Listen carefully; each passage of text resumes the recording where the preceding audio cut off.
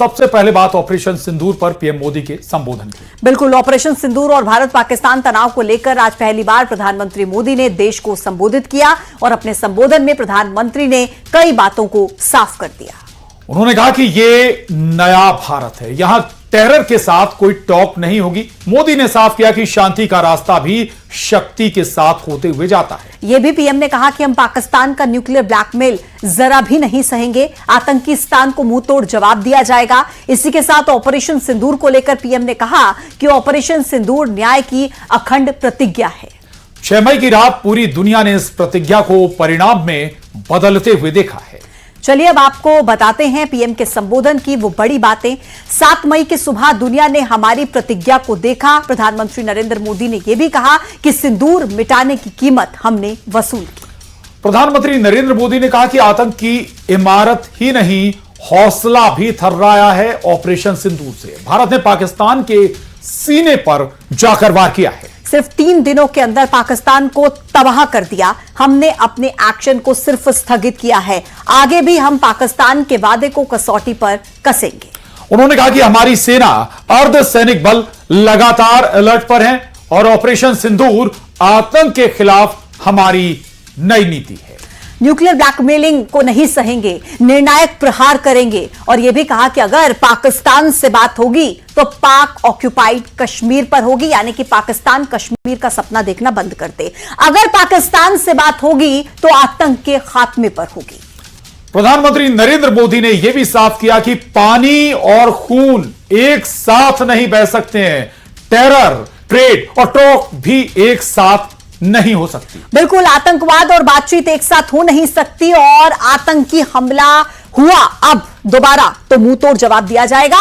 हम आतंक की जड़ों पर कठोर कार्रवाई करेंगे और भारत निर्णायक प्रहार करेगा अब आतंक के खिलाफ। अगर फिर कोई ऐसी हिमाकत की जाती है तो युद्ध के मैदान में हमने पाकिस्तान को धूल चटाई। आतंकवाद एक दिन पाकिस्तान को ही समाप्त कर देगा। तो ये बड़ी बातों का जिक्र प्रधानमंत्री नरेंद्र मोदी की तरफ से आज राष्ट्र के इस संबोधन में किया गया। भारत की आक्रामक कार्रवाई के बाद पाकिस्तान बचने के रास्ते खोजने लगा। पाकिस्तान दुनिया भर में तनाव कम करने के लिए गुहार लगा रहा था और बुरी तरह पीटने के बाद इसी मजबूरी में 10 मई की दोपहर को पाकिस्तानी सेना ने हमारे डीजीएमओ को संपर्क किया। तब तक हम आतंकवाद के इंफ्रास्ट्रक्चर को बड़े पैमाने पर तबाह कर चुके थे। आतंकियों को मौत के घाट उतार दिया गया था। पाकिस्तान के सीने में बसाए गए आतंक के अड्डों को हमने खंडहर बना दिया था। इसलिए जब पाकिस्तान की तरफ से